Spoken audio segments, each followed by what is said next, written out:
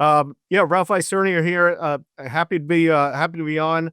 And we've been running the triple gun here at RPI since I got here in 2013.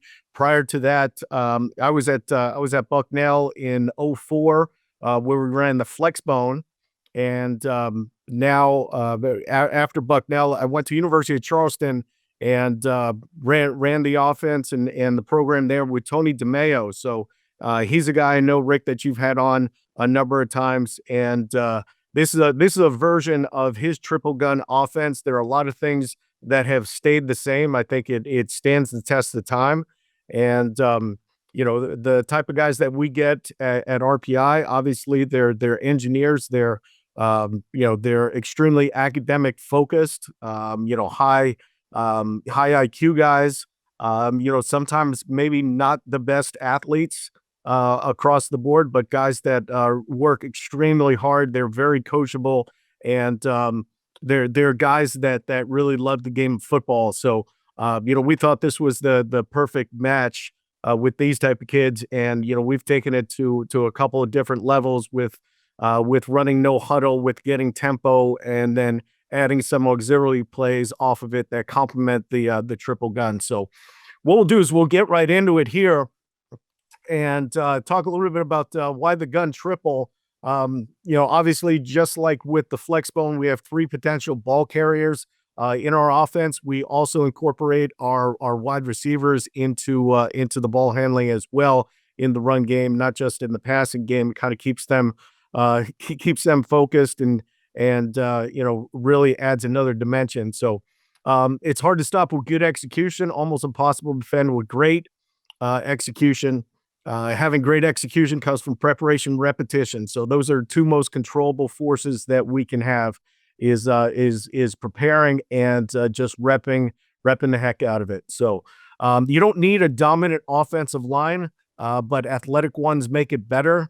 When we were at the University of Charleston, we got a couple of six-man basketball players that played football, and they were our offensive tackles. We want our guys to be able to move and get to the second level, and block those linebackers. So athletic ones do make it better, but this is an offense that is offensive line friendly. Defenses need to play assignment football and stay disciplined, just like they do against all other options. Options can predict secondary coverage, defensive alignment. This benefits the quarterback in the passing game. So we can control the blitz by exposing it. Like I said before, we do run a no huddle, so we can change tempos. We can go on a fast cadence, slow cadence. We can speed the game up or slow it down. And the shotgun gives us the advantage in the passing game, and that's one of the things in the second talk that you're going to see is how we try to take advantage of linebacker slides or secondary rotation, where we have fairly easy, higher percentage completions. So some of the cons to running the triple, I think it's high risk for the amount of ball handling. You're going to hand the ball off. You're going to throw it around in other offenses. Ball security is going to be a must in every offense. Bad weather does not ruin the option. Matter of fact, you'll see some clips where we played in the rain, and we had over 500 yards of offense in the rain. Did not increase any fumbles. Ball security, bad weather. Those are two things that come in play, and with the weather, it really doesn't affect us. You need a fast, athletic quarterback. Certainly, a fast, athletic quarterback is something that everyone is looking for. But in our offense, we want our quarterback to basically be a point guard, distribute the ball around, make the right read. So he needs to be intelligent, coachable, have a good football IQ, and be the best competitor. Offenses only run the football, and that's boring. We're probably about 55% run, 45% pass. We look for a lot of answers in our pass game. So I don't think it's a boring offense at all. It does create some explosive plays. So just some diagrams here for a gun triple. We're already in smart splits. So we've got an even front. Okay, we've got a two deep. All right, we have identified the read key. Read key is the defensive end. He's the first guy outside of B gap. Next guy outside is the option key. That's number 2. So we've got our play side slot. He's going to arc for the rover here. Okay, strong safety back there on level 3. Okay, so we've got a back, and we're running this to the right, running gun triple right. So everyone's responsible for their left gap. So so we've widen out the 3, tighten the shade, widen the 3, tighten the shade. So we're widening out the 3 technique here. This guard right here, he's responsible for A gap. Tackle's responsible for B gap. So tackle, you got someone in your gap? Yes, I do. So you're going to step 45-degree angle, okay, and you're going to drive block, okay, or gallop and drive that 3 technique, try to get vertical push. In order for us to get vertical push, this guard, he needs to step vertical with that inside foot. Step vertical with the inside foot. Okay, he's going to rip Crowther with that right forearm through the chest of that 3 technique. He's going to keep his gap arm free. His eyes are looking at the Mike linebacker. So now we've got this hip to hip, shoulder to shoulder, pushing the 3 technique, right? And then our eyes are on the Mike linebacker, who is the next A gap threat. Okay, if the Mike starts to plug, he'll roll off of that Crowther to get 2 hands on the Mike, square him up as best as possible to give our tailback a 2-way go. All right. So we call this a gut. This is a guard and tackle double team. On the backside, we got a cog here. This same technique is exactly what those 2 guys are doing from the front side. So teaching, doing pods and stuff like that, okay, winds up being a lot of carryover. Every guy in the offensive line should be playing every position, except maybe for the center if you don't have a guy that can snap. But there's a lot of changeover for these guys. So if we're going to the right, everyone's blocking the left gap. Center's got the guy in the gap. All right, so he's got A gap. The left guard, okay, he's got nothing in his gap, so he's going to lend help. He'll Crowther that. He's looking either for Mike scrape. He's looking at anything that's going to show up here. Might be the will, okay, but they're going to try to get push here, okay, and drive that straight back, and then the guard can have a good angle to get off for that will. Backside tackle, is there something in the left gap? Yes, there is. Okay, we call that a Mac block. That's just a man block on the backside. He's going to dry block that guy. Sometimes we've got some really good pass rushers. We'll do some things here. We'll pass set that, invite him upfield, shot put him. We'll reach influence. Okay, if we've got a really good stud there at that defensive end. So we'll do a couple of different things on the backside. Backside slot, he's gonna come in no motion. So when the ball is snapped, he's getting to the heels of the tailback, and then he's running the highway and then adjusting to the quarterback. So this is basically what it should look like here.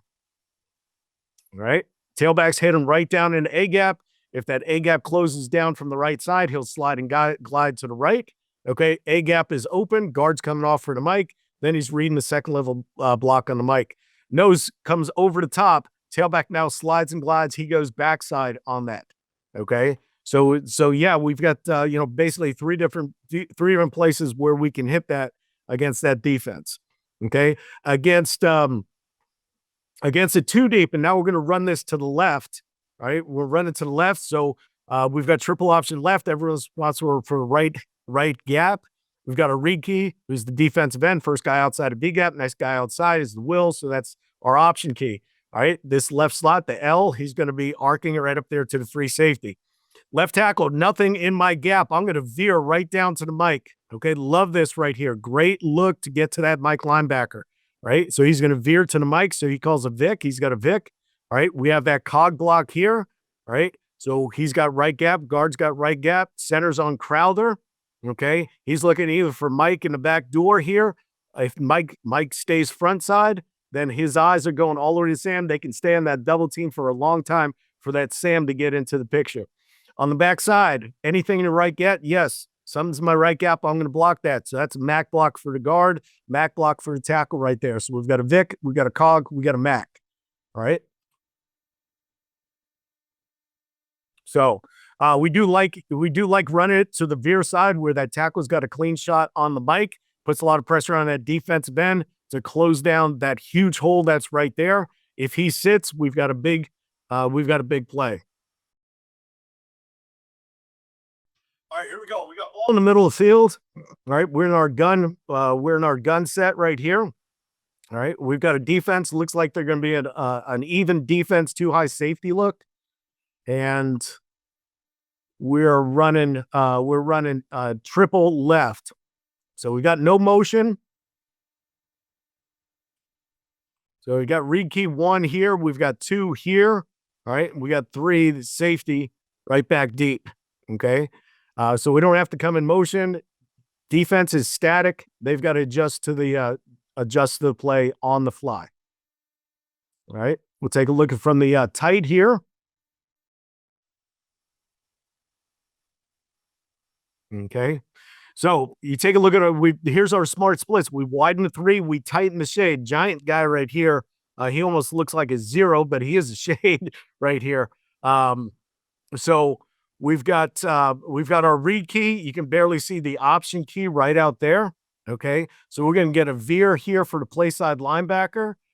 He's stepping vertical. He's going to crowther, keep his gap arm free, looking for 42.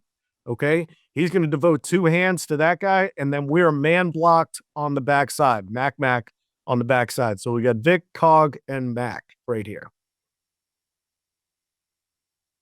Defensive end gets upfield. All right. Got a little bit of a low snap. Quarterback handles it, tries to get his shoulders out of the way so he can get right down in an A gap. 59 comes upfield. So this is going to be a give read. Good veer by our tackle on the 27. This is what we're talking about. Just cover him up. Okay. You don't need to block for pitch or anything. Give that tailback a chance to get here. Okay. Or go outside. Okay. Either way, give him a 2-way go. Cover him up. All right. We got our cog coming up for 42, our Mac block on the backside. Okay. And then we've got our tailback rumbling.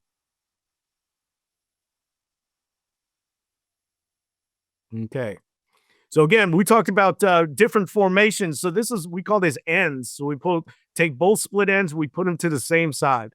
All right. So now we're in a UB formation right here. We're looking for numbers. Okay. And the first thing that we're going to look at all we got to do is we just got to look at what is from the center to the backside. So we say if there's 4.5, we could run the play that way. All right. Right now they've got 4, so we're in a pretty good situation here. Okay. So you've got read key and then you got option key. All right. So this slot, he should be on a seal for linebacker to safety here. Okay. This was our primary ball carrier as a slot. Okay. Didn't always understand 1, 2, and 3. Okay. So he's going to block the option key here. And this actually works out really good for us. Okay. As you see. So we're checking the play. We check the play. Hey, we just made an opposite call. Opposite. Should not adjust very much for us with the offensive line. We get our veer to the linebacker. The read key takes dive. We should not be blocking the option key, but we do. The quarterback adjusts, and we've got an explosive. Right? You see the guys, they're adjusting their splits. Hey, is that a 3? Is that a shade? 3 or is that a shade? 3, that's a shade. All right. He treats him as a 3. So he's going to have to torque him. Look like a 2 when he jumps outside. That's fine. We get a decent veer, probably a little bit too thick. Get a little bit better rip right there on the defensive end with our veer tackle up to 43. So we can square that up. All right. Fall down, get the backside linebacker, right? And now we've got the quarterback running. Would have been an interesting play if we actually blocked the right guy right there. So